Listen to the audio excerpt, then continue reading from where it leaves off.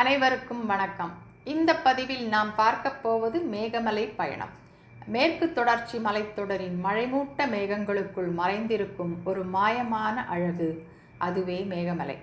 தென் தமிழகத்தின் தேனி மாவட்டத்தில் அமைந்துள்ள அந்த மலைப்பகுதி பசுமை, மிதமான குளிரான வானிலை மற்றும் மேகங்கள் படரும் மலைகளால் சூழப்பட்டிருக்கிறது.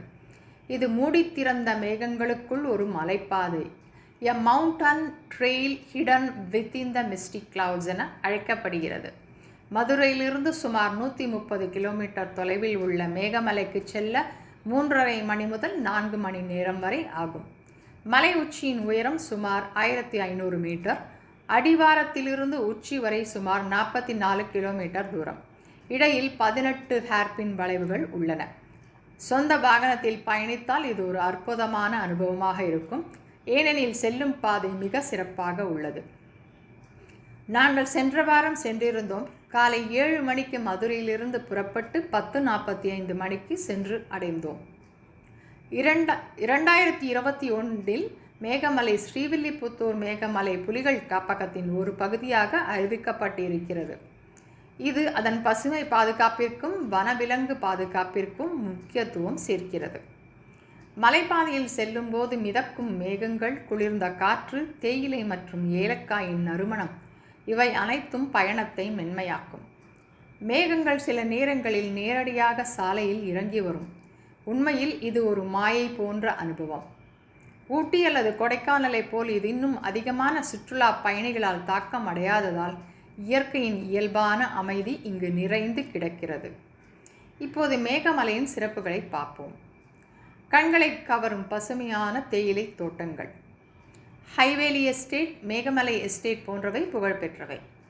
வனவிலங்கு காப்பகம், புலி, இந்திய யானை, மலையான் கரடி, சாம்பல் வரையான் போன்றவை வாழும் இடம்.